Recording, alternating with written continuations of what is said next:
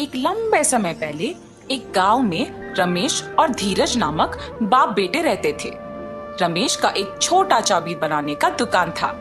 धीरज भी छोटी उम्र से अपने पिताजी के साथ रह के चाबी बनाना सीख के उनके साथ बनाता था।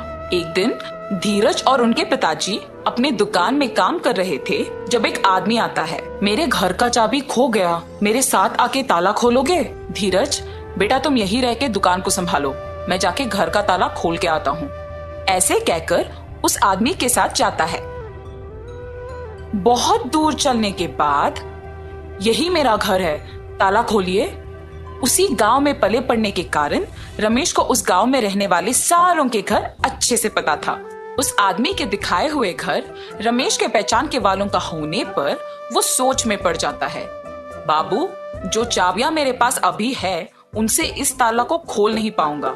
दूसरे चाबियों का गुच्छा घर के पास है, जाके ले आते हैं। ऐसे कहकर उस आदमी को जमींदार के पास लेके जाता है। प्रभु, ये आदमी चाबी खोने का बहाना बना के मेरे पास आया है और मुझे कोई दूसरे आदमी का घर दिखा के खोलने के लिए कहा, इसलिए मैं इसको आपके पास ले आया।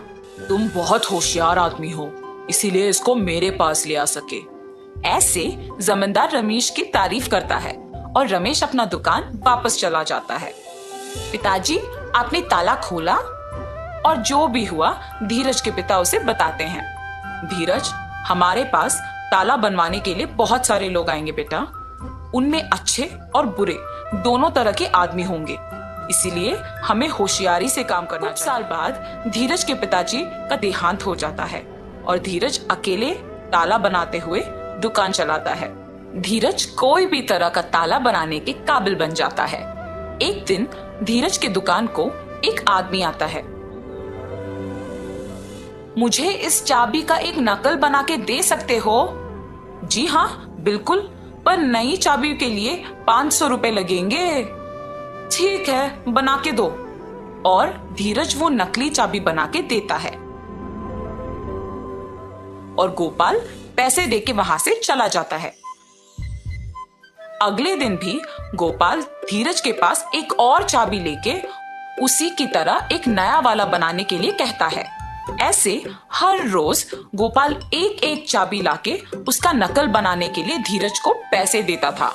वैसे एक दिन जब गोपाल नया चाबी बनवाने धीरज की दुकान पर आता है, आप हर रोज नई चाबियां बनवाते हो, इतने सारे नकली चाबियों का आप करते क्या हो? चाबियों को खोने का डर से मैं इन्हें ऐसे बनवाते रहता हूँ। ये कहकर चाबी लेके वहां से चला जाता है। एक दिन जमींदार के पास उनके कुछ प्रजा आते हैं। प्रभु, अलमारी का ताला वैसे का वैसा ही है, मगर उसके अंदर का सोना और पैसे गायब हो गए।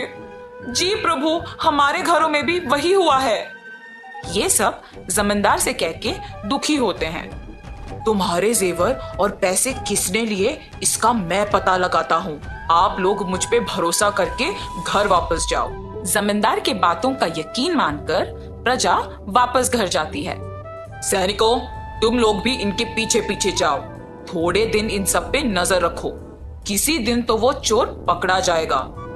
जी प्रभु। सैनिकों ने जमींदार का कहा किया और सब पे नजर रखे रहे। उन्होंने ये देखा कि सारे लोगों के पास एक ही आदमी काम करता था। हम सबको इस आदमी पे अच्छे से नजर रखना होगा। सही कहा तुमने, सबके पास एक ही आदमी काम कर रहा है। इसको खोए हुए जेवर और पैसों के बारे में जरूर कुछ पता होगा। एक दिन ऐसे ही वो आदमी एक और नकली चाबी बनवाने धीरज के दुकान को जाता है और उसके पीछे ही जमींदार के सैनिक भी जाते हैं। इसका नकली चाबी बना के दोगे? ठीक है, थोड़ी देर इंतजार कीजिए, बना के देता हूँ। धीरज चाबी को बनाते हुए सोच में पड़ जाता है। मुझे इस आदमी पे शक है, पर इसके वजह से मुझे बहुत पैसे मिल रहे हैं। वो इन चाबियों के साथ कुछ भी करे, मुझे क्या? और नकली चाबी बना के उसे देता है। गोपाल उसे पैसे देकर वहां से चला जाता है। सैनिक भी गोपाल का पीछा करते हैं। और उस पे नजर रखते हैं। आस पास कोई नहीं होता है तो गोपाल असली चाबी को उसकी जगह पे रख के नकली चाबी से तिजोरी खोल के उसमें से सब कुछ चोरी कर लेता है। और ये देखते ही सैनिक उसे और नकली चाबियां बनाने के लिए धीरज को जमींदार के पास ले जाते हैं। धीरज, क्या तुमने गोपाल के लिए नकली चाबियां बनाई? जी प्रभु, मैंने गोपाल के लिए बहुत सारी नकली चाबियां बनाई। और तुमने क्या एक बार भी उसकी नीयत के बारे में नहीं सोचा? मुझे माफ कर दीजिए प्रभु, मैंने सिर्फ पैसों के बारे में सोचा है। पैसों की आशा में मैंने गोपाल पे आए हुए शक को भी नजरअंदाज कर दिया। अगर मैं तभी जमींदार को ये बात बता दिया होता तो अब मुझे ये स्थिति नहीं आती। ऐसे सोचकर दुखी होता है। गोपाल, जिस घर में काम करते हो उसी घर में चोरी करने पर शर्म नहीं आई? मुझे माफ कर दीजिए प्रभु, मुझे मेरी गलती का एहसास हुआ है, आइंदा ऐसे कभी नहीं होगा। धीरज और गोपाल को उनकी गलतियों का एहसास होने पर जमींदार उन्हें माफ कर देता है। ठीक है, अब से तुम दोनों ईमानदारी से काम करोगे। जी प्रभु, अब से मैं पैसों की आशा के लिए गलत रास्ता नहीं पकड़ूंगा और अपना काम इज्जत से करूंगा।